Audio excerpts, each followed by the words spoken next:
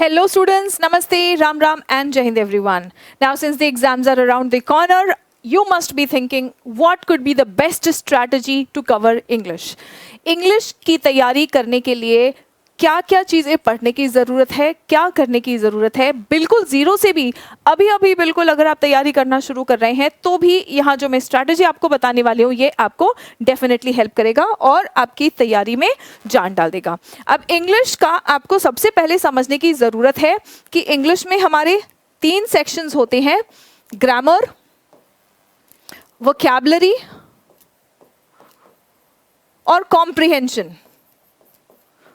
Comprehension के साथ साथ ही आप समझेंगे cloze test and parajumbles, cloze test और पैराजम्बल्स या सेंटेंस रीअरेंजमेंट के क्वेश्चंस। ये तीनों टाइप ऑफ क्वेश्चंस जो हैं ये आपकी रीडिंग स्किल्स को चेक करते हैं। वोकैबुलरी आपका अपने आप में ही बहुत ही इंपॉर्टेंट सेक्शन है और ग्रामर। स्टूडेंट्स जब तैयारी करना शुरू करते हैं तो उन्हें लगता है कि ग्रामर अगर सारा ग्रामर पढ़ लिया तो हमारा इंग्लिश की तैयारी बिल्कुल अच्छे से हो गया, लेकिन याद रखना बच्चों, ग्रामर जस्ट 1/3 है। Grammar just 1/3 of the English asked in और the English questions asked in exams है, ठीक है। यानी कि आपको इन तीनों को इक्वल वेटेज देना पड़ेगा। ग्रामर के लिए आपको क्या करना है, ग्रामर के लिए मान लीजिए कि आप अभी बिल्कुल ज़ीरो से इंग्लिश की तैयारी करना शुरू कर रहे हैं तो कम से कम 2 घंटे आपको डेली एग्जाम तक देने की ज़रूरत है। 2 से 3 घंटे, बहुत ज़्यादा अगर आपको लग रहा है कि इंग्लिश मेरा कमज़ोर है तो आपको 2 से 3 घंटे डेली आपको इंग्लिश को देना ज़रूरी है।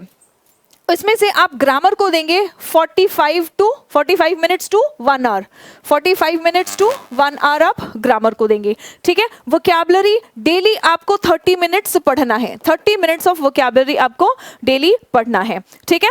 कॉम्प्रिहेंशन, क्लोज टेस्ट और पैराजम्बल्स, ये आपको कैसे सॉल्व करना है, इसके 2 सोर्सेज होंगे। एक तो आपको रोज एक एडिटोरियल पढ़ना है, या फिर आप ये भी कर सकते हैं, यूट्यूब पे बहुत सारे एजुकेटर्स हैं जो एडिटोरियल सेशंस लेते हैं, तो आप उनके एडिटोरियल सेशंस को भी फॉलो कर सकते हैं। किसी भी एक एजुकेटर जिनकी बात आपको समझ में आ रही हो उनका एडिटोरियल का सेशन, एक वीडियो, एक वाईटी का वीडियो भी अगर आप देख लेंगे तो भी वो काफ़ी होगा, ठीक है।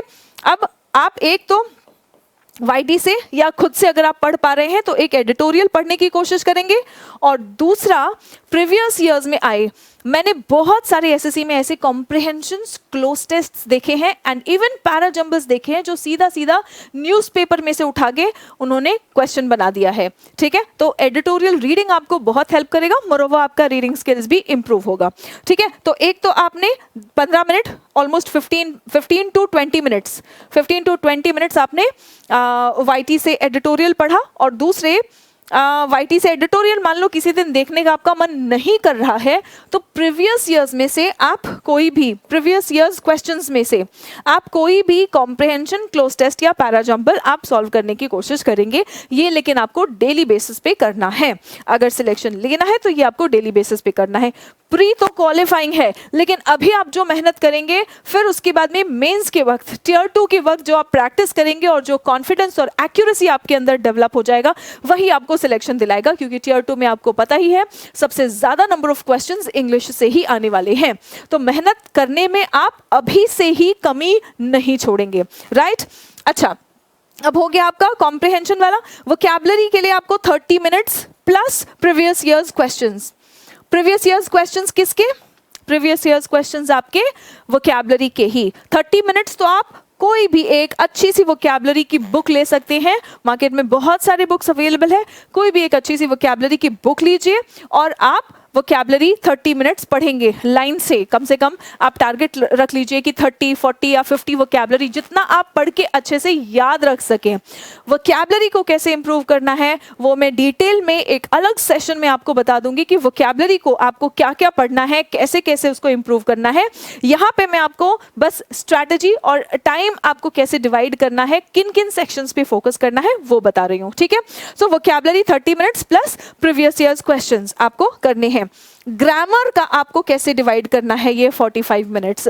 आप कम से कम कोशिश करेंगे 30 मिनट्स कोई भी कॉन्सेप्ट पढ़ने में, कोई भी टॉपिक पढ़ने में, ठीक है। 30 मिनट्स आप कोई भी कॉन्सेप्ट और टॉपिक पढ़ेंगे, और कॉन्सेप्ट और टॉपिक जब आप पढ़ रहे होते हैं तो वो टॉपिक पढ़ते वक्त भी आप बहुत सारे क्वेश्चंस और एग्जाम्पल्स देखते हैं। तो 30 मिनट्स तो आप कॉन्सेप्ट को समझेंगे। रिमेनिंग आप 15 to 20 मिनट्स, रिमेनिंग आप कोशिश करेंगे कि 15 to 20 मिनट्स में आप क्वेश्चंस लगाएं, काफी सारे क्वेश्चंस, जो भी टॉपिक आपने पढ़ा है उस टॉपिक से रिलेटेड आप कुछ क्वेश्चंस सॉल्व करेंगे, ठीक है। सो ग्रामर, वोकैबुलरी और कॉम्प्रिहेंशन, इन तीनों चीजों पे आपको डेली फोकस करना है, डेली फोकस करना है। किसी दिन अगर इंग्लिश पढ़ने का मन ना करे तो भी ये 2 घंटे आपको इंग्लिश को देने हैं। कैसे? उस दिन आप 3-4 मॉक लगा लीजिए, 3-4-4-5 मॉक लगा लीजिए, ठीक है। और अगर हो पाए तो एक इंग्लिश का मॉक आप डेली सॉल्व करेंगे। This is something you will start from day 1। आज से ही अगर आप ये स्ट्रैटेजी फॉलो कर रहे हैं तो आज से ही आप मॉक देना शुरू करेंगे। अब आप पूछेंगे कि मैम अभी तो हमने पढ़ना शुरू किया है, हम मॉक कैसे दे ले? कोई बात नहीं, तभी तो 10 दिन बाद आपका मॉक का जो स्कोर होगा आपको पता चलेगा कि मेरे अंदर इंप्रूवमेंट आया है। पहले दिन जो मैंने मॉक दिया था उसमें मेरा क्या स्कोर था, और आज 10 दिन यही स्ट्रैटेजी फॉलो करने के बाद जब मैं मॉक दे रहा हूं तो मेरे स्कोर में इंप्रूवमेंट आया कि नहीं आया, राइट?